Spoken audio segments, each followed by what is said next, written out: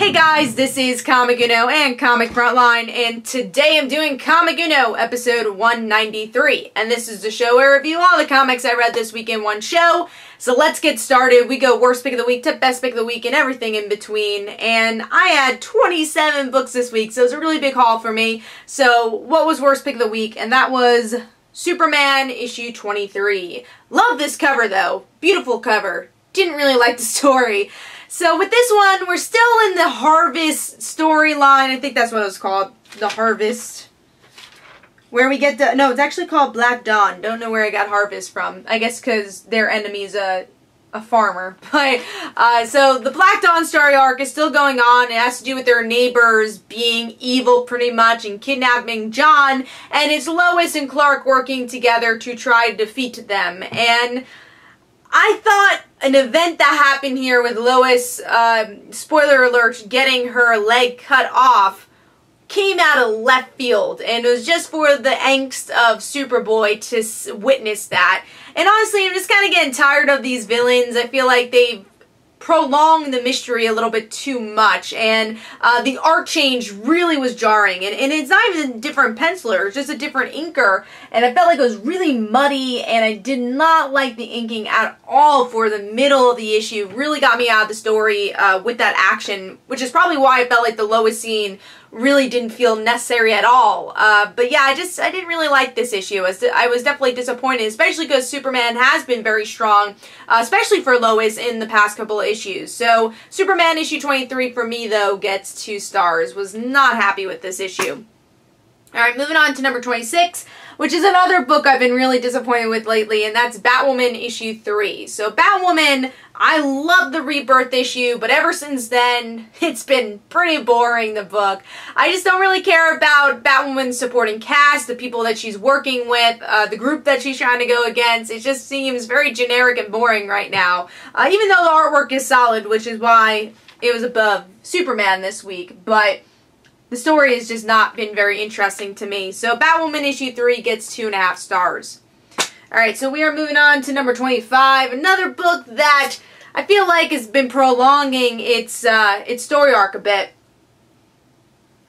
And that is Super Sons issue 4, which I don't know if I'm going to continue getting just because, I mean, I like John, I'm getting enough John in the other Superman books, and then Damian is not my favorite character in the world. Again, I like him, but I'm getting him enough in other books that I don't know if I really need to pick up Super Sons, but I do want to see it through after this arc to kind of see the direction of the book, but as of right now, it hasn't really totally grabbed me. And this issue just kind of felt boring. I'm just like very tired of the Mazo storyline, and it's, you know, Damian, Superboy, they go and attack Mazo, finally, they fight him, and go home. That's pretty much the whole story. There's not a lot of story besides, yeah, there's maybe some fun interaction between Superboy and Robin if you like their dynamic, and so for me, I think the best part was the ending with Alfred and Lois, but not granted enough to say this is worth picking up as a story arc. So Super Sons issue 4 gets 2.5 stars. That was number 25, I believe. Let me get my iPad so I could follow through. It's underneath all the big pile of comics this week. Alright, let me see. So that was number 25. We're moving on to number 24. Not worst pick of the week this week, but still not up there. And that is Secret Empire issue 2. So I liked the last page. I thought it was interesting. Spoiler alert, with Captain America being back. Maybe another version of Captain America. We don't know. But I like that ending. Everything else was pretty boring though. It's kind of the same thing. It's like, alright, how's New York reacting to Captain America being part of Hydra? And then they're trying to sell us this Black Widow book with the champions where I'm like, alright, I'm good. But the artwork is really good. I like the artwork a lot. I think Sorrentino probably fits the book the most, even though I like McNiven's artwork a lot. I do think Sorrentino did a great job here. But yeah, it's just up until the last page, there was a lot of boring dialogue for me. So Secret Empire issue 2 gets 2.5 stars. I think it's a mini improvement, but still not my type of event. Alright, moving on to number 23, which is Cave Carson. Has it in. I dropped so many of my digital books here.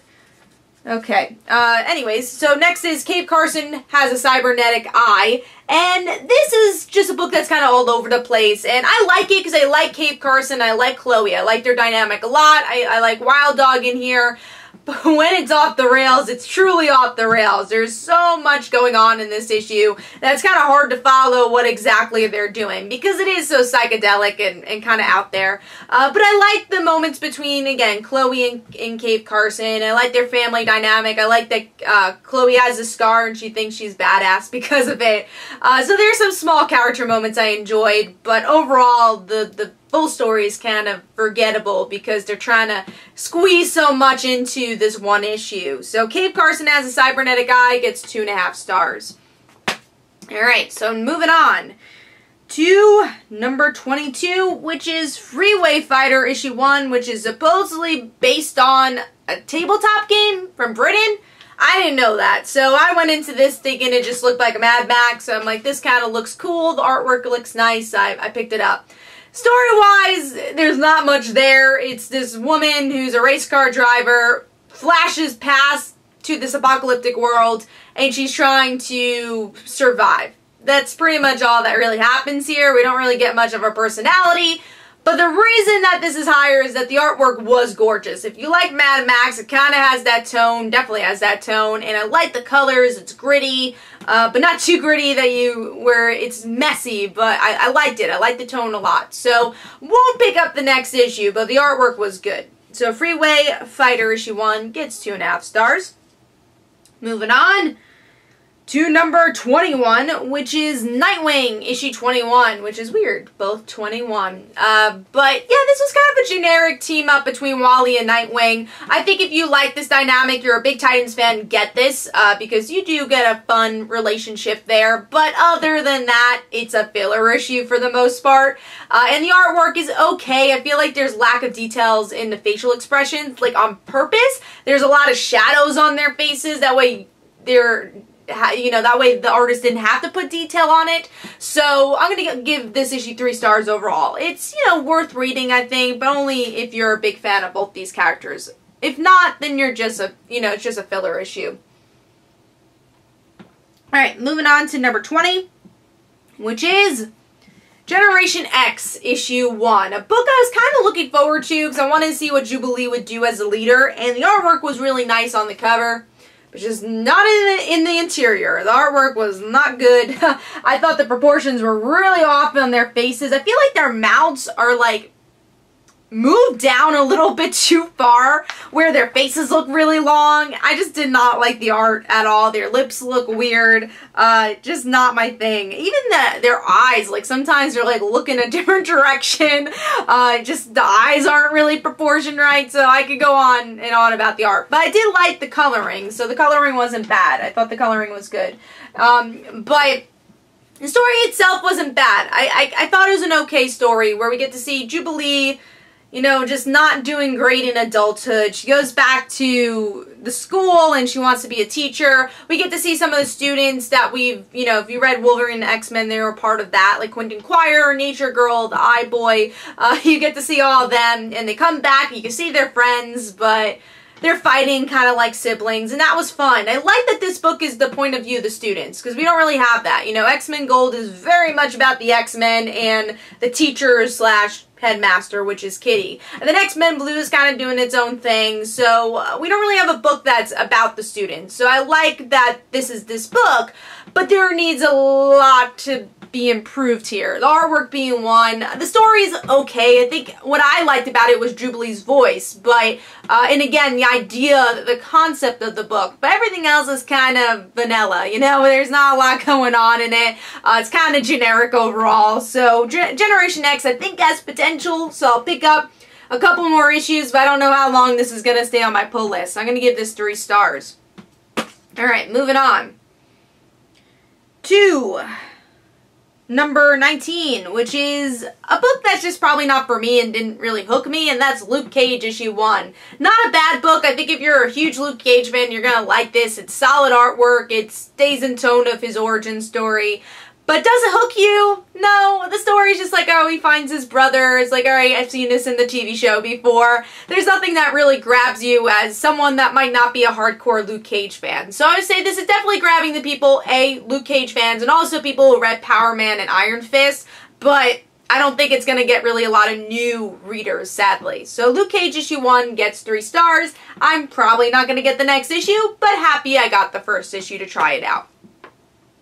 Alright, moving on to number 18, which is, love this cover, the Mighty Morphin Power Rangers issue 15.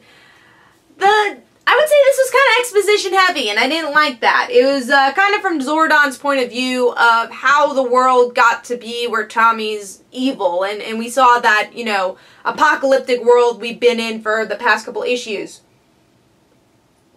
But the dialogue was kind of boring. I didn't really care about Zordon's voice here, and I wish I did. I wanted to care about Zordon more, but I felt it wasn't a filler because you learn more stuff, but at the same time, I felt you didn't really need to read this issue. It's just only if you want the extra information of how this world came to be. So, overall, I gave the Mighty Morphin Power Rangers issue 15 3 stars. Alright, moving on to number 17, which is Rose issue 2, which I like that we get to learn a little bit more about Rose in this issue, about her powers, and a little bit more about the world, but I felt this was slower than the first issue. The first issue, we got a lot of information, but here it's kind of a slow burn of learning who Rose is, learning about the magic. So overall, Rose issue 2 does have very gorgeous artwork, though, gets 3 stars. Alright, moving on to number 16, which is Red Sonja issue 3, and this would be higher if the artwork wasn't so inconsistent. So I would say the first half of the issue has some really nice clean artwork, but then it goes back to the old art style by the middle of the issue where facial expressions look kind of weird, line work looks weird, and out of place. I feel like it's inconsistent. So, but colors are good.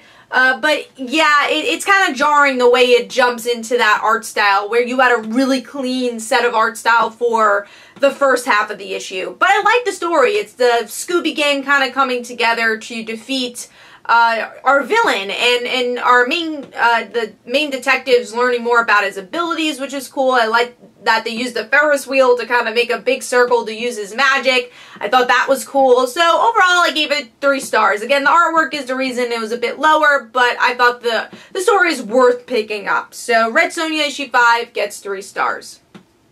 Moving on to number 15, which is Teen Titans. One of my books fell again. Alright, Teen Titans issue 8. So Teen Titans issue 8 I thought was an improvement from Titans, but still not the wow factor I want from this book. I was really excited for the Lazarus contract, but it hasn't really done much for me. But I like that last page, so we get to see Deathstroke steal Wally's Speed Force. So I thought that was pretty cool. And I think that will lead us into an interesting issue. I think with Deathstroke is the next one. Which I pick up Deathstroke. Yep, it's Deathstroke next week. So I'm looking forward to that. But I like the interactions between the teams. It's a bit generic, but I like the interactions. And I like the end result. But again, it's still not the wow factor I want from this crossover so far. So Teen Titans issue 8 gets 3.5 stars. Moving on to number 14, which is X-Men Gold issue 4, which my store didn't have. Well, my store forgot to put in my pull list this week, so I'm going to get that next week printed. But yeah, X-Men Gold issue 4. Like the artwork a lot more here. I think it's much cleaner, so that's a big plus. But the story doesn't really go anywhere, and that's, I think, the big problem about X-Men Gold. It doesn't really have a direction. I think there's a lot of fan service, and as a big X-Men fan, I enjoy the fan service. As a huge Kitty Pryde fan, I enjoy her character moments, but the story itself is not really going places. It's very slow. Gambit also kind of felt like a fan service moment where it's like, oh, Gambit's here, but he didn't really have to be in the issue. But I like where the Sentinels are going, that we meet the granddaughter of the creator. I thought that was cool. And again, there's some good character moments in there, but I hope that it kind of finds a story arc soon. And I think it's getting there. I think it's getting there. Alright, so X-Men Gold issue 4 gets 3.5 stars, and that's number 14. Moving on to number 13, which is Invincible Iron Man issue 7, which has been a book that's really surprised me. I think the artwork's really solid. There's times where the colors are a bit inconsistent, like where Mary Jane looks like she has black hair instead of red hair in those panels, but overall I like Riri. I like the opening of, you know, her morning routine. I thought that was cool. And that, you know, it's okay to make mistakes. That's pretty much the lesson here. Other than that, you know, it's kind of a slow issue, but I liked it for the character moments. So I'm going to give this issue 3.5 stars. Alright, so that was number 13. We are moving on to number 12, which this book is a little bit higher than usual. And that is Birthright, issue 24. So we are leading into that huge issue 25 that they've been teasing us for a very long time with this book. But I like it. The family's finally together. We see Mikey almost kill somebody, which he kind of does kill somebody. The family reacts to it. So I liked it. I think it's everything coming to a head. The baby's, you know, finally going to be born. So I thought this was a good build-up to the last issue. It's still not my favorite series because it's fantasy and that's not really my thing, but I do like the family aspect, which is why I keep coming back for more. So Birthright issue 24 gets 3.5 stars, and that's number 12. Moving on to number 11, which is Jughead issue 15. This is just a fun issue. I liked it, and I think Mark Waid doesn't skip a beat. Maybe because it's Derek Charm still on the artwork, but it felt like the last run of Jughead, and it doesn't feel like an issue Archie, which Mark Waid writes, and I like that. I like it kind of keeps this comedic tone. And it's, Sabrina puts on a spell, that way he could go see the Josie and the Pussycats and kind of messes it up where Josie and the Pussycats fall in love with Jughead and then everyone falls in love with Jughead. So it's kind of this fun, quirky book where we really get to see the town of Riverdale come together. And really just the Archie stars come together because you got Sabrina, you got Josie and the Pussycats, you got the Archie crew, so I liked it. It was a good issue. So Jughead issue 15 gets 3.5 stars. Moving on to number 10, which is The Flash, issue 22. So yeah, a little lower than maybe you guys expected. Mostly because I'm not a huge fan of Howard Porter's artwork. And also, I don't like that they spoiled the Jay Garrick moment. I think the Jay Garrick moment, if it wasn't spoiled, I would have been more surprised with this issue. But there are small clues that are nice in this issue where we get to see Jay Garrick is taken off the board again. Like, who did that? We get to see Dr. Manhattan's hand. And I like that we get more clues of how Watchmen is connected to all this. And how maybe Superman's connected to this. That's the ending of the issue. So there's a lot of nice little clues throughout, but I feel like this was a little bit slower than what we've gotten in the past with the button, and it's more of a to be continued type thing than an ending to an arc. So overall I gave it 4 stars though. That was a very solid issue. And of course love this cover. It's the 3D cover. Got over there. So that's cool.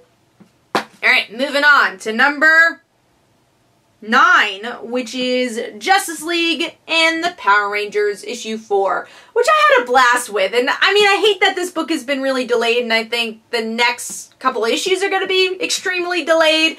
But just seeing Kimberly and Jason and the crew wear these DC costumes were really cool. And their interactions with the Justice League, I think Tom Taylor just gets really spot on. It makes it a fun, character-driven story, which is all you can ask for with the team up. So I liked it. I thought it was a very solid issue. Love the Saturday morning cartoon style artwork here. So Justice League and the Power Rangers issue 4 gets a solid 4 stars. Moving on to number 8, which is a solid book, and I think it depends if you really like this character, how high this is going to be, but Batman issue 23. So Swamp Thing appears here, and I think if you're a huge Swamp Thing fan, Tom King really gets the nail over the head with a great Swamp Thing story. Now, I'm not a huge Swamp Thing fan, and I still like this issue, where we get to see Swamp Thing's biological father die and how he kind of reacts to that, and how Bruce and Swamp Thing kind of sees life and death in different ways. And I thought it was a really nice, gritty, one-shot detective story. And Tom King just nails it with the dialogue here. Really engrosses you into the story. So I think if you're a hardcore Swamp Thing fan, you're going to have this high on your list. But even if you're not, it's an enjoyable read. So Batman issue 23 gets 4 stars. Alright, moving on to number 7, which is Invincible issue 136. Glad this is higher than last time. Last time I really didn't like the issue, but I think we had some good character moments. Still, it's very action heavy. It's not very plot driven, but I like the action here. It was Adam Eve, you know, it's the whole army going against Strug and his army, and there's so much great action with Ryan Ottley's artwork just doing an amazing job at showing how overwhelming this first battle of the war is. But then we have a really nice emotional arc with Tara where she's kind of realizing what it meant to see the death of her uncle. And I love the moment where she's just like practicing her flying and she's like, I want to team up with my parents. Tara is really cute in this issue, and I just like her arc a lot. So overall, again, doesn't move forward the plot that much, no, but it was a good action-packed issue. So Invincible issue 136 gets 4 stars. Alright, we're moving on to number 6, which very close to my top 5. Still loving this book, and that is World Reader issue 2. Love the dialogue here. I like how it opens with the Tower of Babel and saying, you know, why did God destroy the Tower of Babel? It's the first time we all came together to actually do something. I just love, you know, her train of thought. It's very interesting. And then we see her go against her crew because she knows it's right to read these worlds where her crew thinks she's crazy. And she's now on her own to do this mission to figure out who is the serial killer killing these worlds. And what I love about World Reader is that it's kind of a match of a lot of things, because I usually don't like science fiction space stories, but what I like is that it's very psychologically driven, A, and B, it's kind of this murder mystery, whodunit story, which is cool. So it's a lot of different genres in one, and I love the colors here. The colors are gorgeous, so I like it. It's something really different. So World Reader issue 2 gets 4 stars, and that is number 6. Now moving on to number 5. Hard top 5 this week. A lot of good books. So number 5 is Green Lanterns issue 23, and I continue to really enjoy this arc. And this is weird because I usually don't like space stories, like I said, but I like this here because it's bringing Jessica and Boz in a new environment and interacting with different characters, and seeing Jessica just getting so fed up with Guy Gardner. It's so fun, and that last page where Jessica just punches him in the face was golden. Loved it. And then even Kyle interacting with Boz differently, because Boz, you know, he's powerful, he knows his stuff, but he's not creative. So he has to figure that aspect out. And I just love the dynamics they did here. It's just a fun, character-driven issue. I will say it's a little lower because of the Guardian story, the Guardian story. I feel like they were a little bit, that storyline felt out of place, but yeah, overall, the Jessica and Boz stuff was really good. So Green Lanterns issue 23 gets 4 stars. Alright, moving on to number 4, which is Injustice 2, issue 2.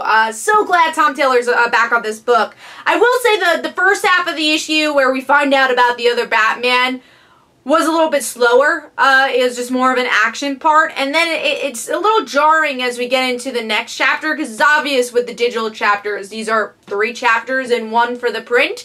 So I'm sure as you read it digitally, it's just that 1 chapter, but when you're reading it printed, it doesn't flow as right. Usually it does. Usually Injustice does not have that problem, but with this issue, with the first Suicide Squad type story and then going into Bruce and his team, felt a little jarring. But the last half of this issue made it. I loved it. I love Bruce interacting with Barbara kind of being the one finding him, but then Green Arrow and Black Canary. I mean, Tom Taylor does it again with their interaction where Black Canary goes on her knee and asks Green Arrow to marry her. It was just golden. And then their son reacting to it and Barbara just kind of being the aunt there. It was just so much fun. I loved it. And then you got a nice cliffhanger where Superman is getting out of jail. So what's going to happen there? So that last half was just so good. Overall, I gave it 4 stars. Again, the first half could have been better, but really makes it with that last half. So Injustice 2, issue 2 gets 4 stars. And that is number 4. Moving on to number 3, which is The Mighty Thor, issue 19. A real surprising book for me, because this has been kind of a middle ground book for a little while, even though I love Jane as Thor. But the emotion here was so good, where Jane goes into the White Room, goes face to face with death, life and death itself, which is the Phoenix, and uses her wit as her weapon, shows that she doesn't need the hammer to defeat her villains. And I love that the Phoenix Force is all, yeah, I'm the Phoenix Force, but the Phoenix Force is also intimidated by Jane. So I love that. And, you know, Jane's able to defeat the Phoenix Force with the help of Quentin Quire and Odin's son. And finally, in the end of the issue, Jane, with this encounter, wants to tell Odin's son that she's Thor. I hope it doesn't happen off panel. Looks like it is, but I'm happy that they finally have that exchange. And I like that Roz is going to be the new council person for Midgard. I thought that was a cool ending too. But I like that they used the Phoenix Force to kind of for Jane to reevaluate her life and kind of make a reborn of the series, a rebirth, where of course Jane's the main character, but we're seeing the other Thors going to be interacting here. And I think they're taking a new direction and really showing the importance of Jane's humanity, which I think they've kind of missed the point of that in certain aspects of this series, where they bring it up but then they forget about it and they focus so much on the mythology aspect that they forget why Jane's such an interesting character. So I was very happy with this issue. I gave it 4.5 stars. Artwork by Doderman was so gorgeous. I mean, just look at every page. And even when the artwork changes, it was pretty consistent still with Doderman's artwork. Even though Doderman's artwork's like, oh wow, every page, it just, again, gorgeous work. So, The Mighty Thor issue 19 gets 4.5 stars, and that's number 3. Moving on to number 2, and this is just a personal preference book, but I love this, and it's Night Owl Society issue 2.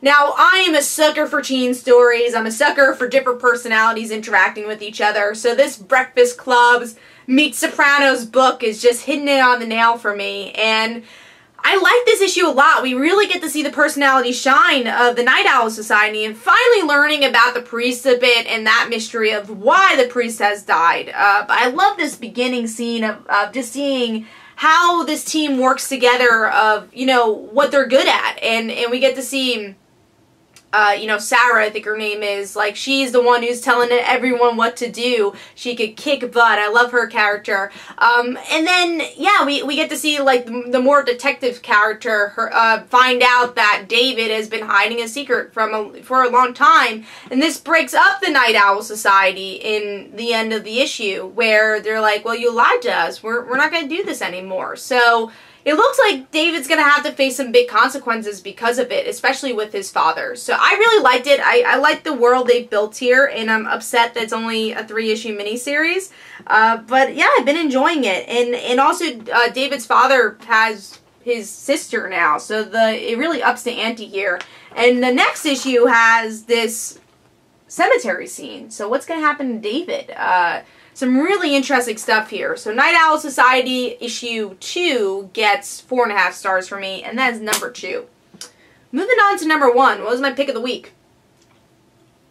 And that was Archie issue 20. Yes, Archie. I really enjoyed this book because, first of all, I love the car talk with Betty, and just that this whole issue is surrounded by her passion of cars. And I love Archie's interaction with Betty, but also Archie kind of being this real teen and making a mistake where he doesn't want Veronica to find out that he might be kicked off the football team because that ruins his status quo and his social status. And makes this really rash decision to go on a drag race with Reggie. And Betty finds out, and Betty makes the rash decision to drive her car in all the speed, and her car goes crazy in this oil spill and crashes into Archie and Reggie, which someone goes over the edge. Someone goes over the cliff, and that's the cliffhanger. And I love the tension they built here, but also the focus on character, which is always what's been important about Archie, is this slice of life aspect, and their personalities really shining. And I love that. I think really the personalities, like I said, shined a lot here. So, and then it leaves you off where you're like, I need that next issue. I want to know what happens. My prediction is, I don't know if anyone's going to die. I think it's going to be, if it's a main character, I do think it's going to be Betty being really hurt. And she won't be able, maybe paralyzed, and she won't be able to do her passion the way she wanted to, and that her passion is what drove her to this point. So I think that'll be an interesting story if they go that route. Now, it might be completely different. Someone else's dies or gets hurt. But I think that'll be really interesting in what this issue was building up to. So overall, Archie issue 20 gets 4.5 stars. There are times in the artwork where it's a little sketchy, so that's why it's not a 5-star book. But I love the story and really can't wait to see how this story arc ends. So Archie issue 20 gets 4.5 stars, and that was my pick of the week. Hopefully you guys enjoyed. This was Comic Uno Comic Frontline. Don't forget to follow me on Twitter. Don't forget to like my Facebook page. Also, description below, there are links for my comic book, Like Father, Like Daughter. And don't forget to like the Facebook page of Like Father, Like Daughter. Let me know in the comments below what was your pick of the week, what was your worst pick of the week, and everything in between. Hopefully you guys enjoyed, and I'll see you guys later. Bye.